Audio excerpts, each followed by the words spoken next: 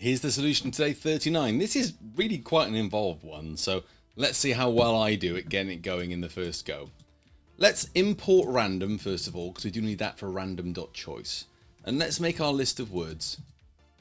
And I'm going to just make a very short list of words, just to get on with it. I'm going to do apple, orange, grapes, just fruit mainly, and pear. So it's going to be one of these words. Hopefully your list will be longer than mine. I just want to be quick for this video because this isn't the main part of it. Let's choose that word.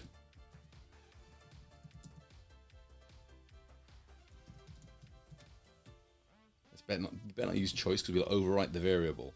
So we'll call it word equals random.choice from list of words. Now just temporarily, I'm going to print that out to check that's working. But let's check this part of the program is working okay.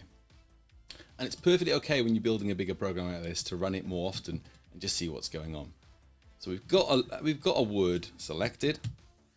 So our first job is going to be to pop in a while true loop for the actual game. And in there, we're going to prompt the user for a letter. Now I'm going to go dot lower with that because you'll notice that every word that I've put in my list is all in lowercase. So no matter what the user types, I'm going to make it lowercase so it's easier for me to compare later on. Let's make a list up of the letters they've picked. So I'm going to go at the top here, letters picked. I'm just going to make that a blank list just for the meantime. I'm going to start by checking they haven't done that one before. If letter in letter picked, print. You've tried that before, and we'll continue. And remember what continue does is that loops back to the top of the program. It goes back up here. So we'll forgive them for saying it twice. We're now going to have another if the letter is in the word, which will find if that letter's in there. Then we need to print out that word with the letter in it. Now that gets a little bit complicated because we have to add the letter to the list of letters that we've already picked. So let's do that up here at the start. If they manage to get past this part where they've already done it before, we're going to do letter picked dot append, and we're going to add to it the letter. So if the letter's in the word, I'm going to go for letters in word, print, actually, if the letters, right, this is getting confusing. I'm just going to do I. So I is going to be each individual letter in the word. If I, the letter I'm on, is in letter picked, so if it's a letter I've picked, I'm going to print out the letter without an end.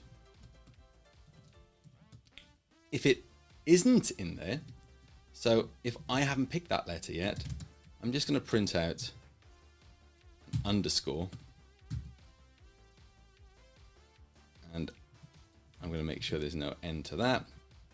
And once the for loop's over, I'm just going to print out a blank line just to show how that works. In fact, I might print out a blank line before the loop as well, just to make sure that all works nicely.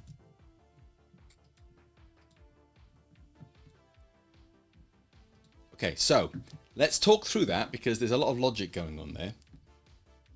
We start by letting the user pick a letter. It's made lowercase so I can compare it up here. If it's already in the list of letters picked, I'm going to say you've done that before, continue will kick us back to the top of the loop so they can try again without doing all this stuff. However, if it's not been picked before, we're going to add it to the list of letters, and then we're going to say, is the letter in the word? And if it is in the word, we're going to basically print out everything there. We're going to print out we're going to go through every letter in the word, and we're going to see if that letter is already in the ones I've picked, and if it is, we'll print it out. Otherwise, we're printing out a blank. Actually, I think we need that. I don't think that even needs to be on this. I think that needs to happen regardless, doesn't it? I'm going to unindent that a minute. because that needs to happen regardless. If the letter's in the word, we need to print out you found the letter. Otherwise, we need to print out nope, not in there. So I'm just going to put some enters in here to tidy up how this program's working so it makes a bit more sense. There we go. And we tend to use blank lines like we do in English as paragraph separators. So logically similar groups of code all are sat together. So again, picking my letter. If it's in the if it's one I picked already, I'll restart the loop. Otherwise, I'm going to stick it in the letter picked list. If it's in there, I'll say you found one. If it's not, I'm going to say nope. And you know what? I'm also going to go here. I'm going to increase the amount of, well, we've got 5 lives, haven't we? So 6 lives, sorry. So let's put lives equals 6. And if they haven't done it, lives minus equals 1. So we take 1 away. Regardless of what happens then, we print that out. We need to check to see if all the letters are in the word as well, don't we? Because as this is happening, we'll be able to find out, if we count, we'll be able to find out how many letters are in the word. Let's put just a boolean on there. All letters equals false. Well, let's start by true. Let's assume that we found all the letters. If we didn't find any of the letters, we'll make all letters false. Now, so what I'm doing is I'm saying, right, we're going to, before we go through and look at all these letters, we're going to assume that we found them all. And we'll go through, and every time we find one, that's great. But the moment we find even one that isn't in there, we'll set it to false. And this helps with our decision as if we've won. So, if all letters, and that's shorthand for if all letters is true. So that's quite a nice, useful thing to have there. So if I have found all the letters, they've won. So we'll print out you won with, let me F string that because that's going to be a bit easier. You won with lives left. Break the loop, end the game. We're also going to need this. If lives is less than or equal to 0, so if I use all my lives, print you ran out of lives.